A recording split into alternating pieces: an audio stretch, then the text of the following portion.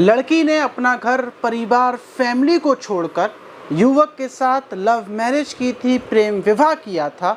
लेकिन शादी के बाद वो देखती है कि उसका पति, उसका प्रेमी तो लड़कियों की तरह सजता है, संवरता है, लिपस्टिक, क्रीम, पाउडर लगाकर तैयार होता है। और उसके बाद जो वो करता है वो जानकर लड़की के पैरों के नीचे से ज़मीन निकल जाती है। लेकिन उसके बाद जो वो करती है और पूरा मामला जानकर आपके भी होश उड़ जाएंगे। आपने अभी तक ऐसी कहानी, ऐसी घटना नहीं सुनी होगी। तो चलते हैं और जानते हैं पूरा मामला। बात कर रहे हैं मध्य प्रदेश के इंदौर की। वहाँ कोर्ट में एक लड़की एक केस दर्ज करती है और वो जज साहब के सामने आती है और वो अपना केस बताती है कि जज साहब, मैंने लव मैरिज की थी, प्रेम विवाह किया था, लेकिन उसके बाद मेरा पति लड़कियों की तरह सजता है, संवरता है, वो मेरे साथ संबंध भी नहीं बनाता। और ये बात सुनकर जज साहब भी हैरान हो जाते हैं, क्योंकि अभी तक कोर्ट में कोई भी एक केस ऐसा नहीं आया था जो लड़की बता रही थी। लड़की से कहा जाता है कि तुम अपनी पूरी कहानी शुरू से बताओ आखिर तक, कि तुम्हारे साथ क्या हुआ, लव मैरिज कैसे हुई, प्रेम विवाह कैसे हुआ। तो लड़की बताती है कि वो इंदौर की ही रहने वाली है, उसकी उम्र 26 साल है, उसका नाम मंदाकिनी है और 2018 में उसकी मुलाकात दिनेश से हुई थी, जिसकी उम्र 31 साल थी, जो पेशे से इंजीनियर था। और पहली ही मुलाकात में दोनों गर्लफ्रेंड बॉयफ्रेंड बन जाते हैं। फ़ोन कॉल पर बातचीत शुरू हो जाती है और दोनों की प्रेम कहानी 2 सालों तक चलती है। और 2 सालों के बाद दोनों फैसला कर लेते हैं कि अब वो एक दूसरे से शादी कर लेंगे, एक दूसरे के बिना नहीं रह पाएंगे।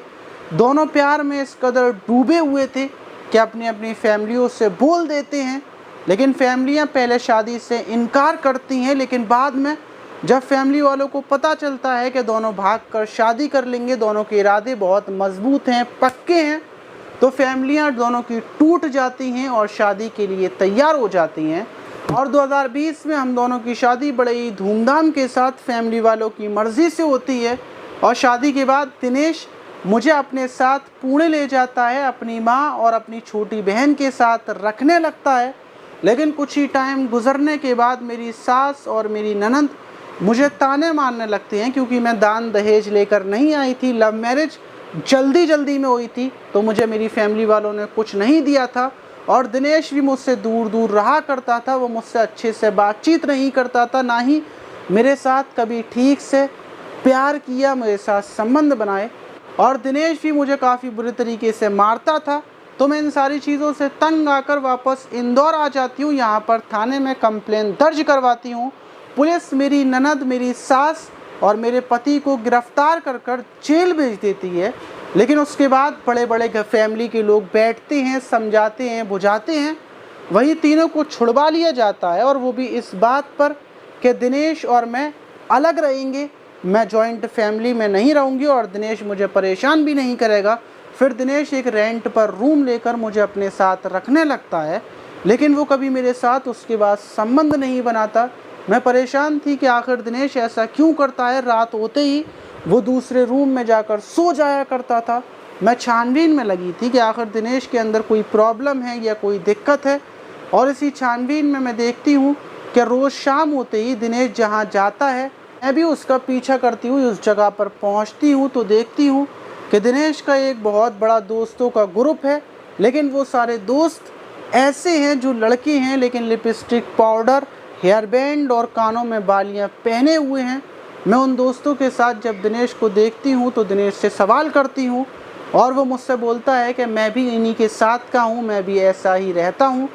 और उसके बाद रोज़ाना शाम को दिनेश क्रीम, पाउडर, लिपस्टिक लगाकर, कानों में बालियाँ पहनकर, सज कर संवर कर अपने घर से निकल जाता। मैं उसके इंतज़ार में पागलों की तरह बैठी रहती और उसके बाद वो मुझसे पैसे भी मांगता था। मेरे फ़ोन में दिनेश के तैयार होते हुए, सजते हुए, संवरते हुए काफ़ी सारे फ़ोटो हैं। वहीं मंदाकिनी वो सारे फ़ोटोज़ जज साहब के सामने पेश करती है और गुहार लगाती है कि मुझे इंसाफ मिले और मेरे साथ ऐसा कुछ किया जाए कि आने वाली ज़िंदगी में मेरा भरण पोषण हो सके, मैं अपनी ज़िंदगी को अच्छे से गुजार सकूं।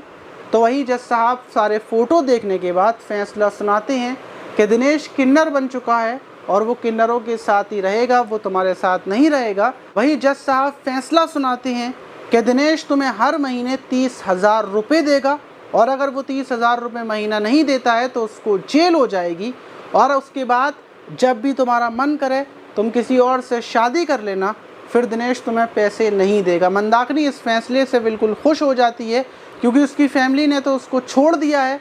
अब वो अपनी फैमिली से अलग रहे या फैमिली के साथ रहे वो उसकी मर्ज़ी है। लेकिन कोर्ट में ऐसा मामला पहली बार आया था कि लड़के की 2 साल तक प्रेम कहानी चली हो और उसके बाद लड़का किन्नर बन गया हो। आप भी सुनकर बड़े हैरान हुए होंगे, जिसने लव मैरिज की आखिर में उसने ही साथ छोड़ दिया।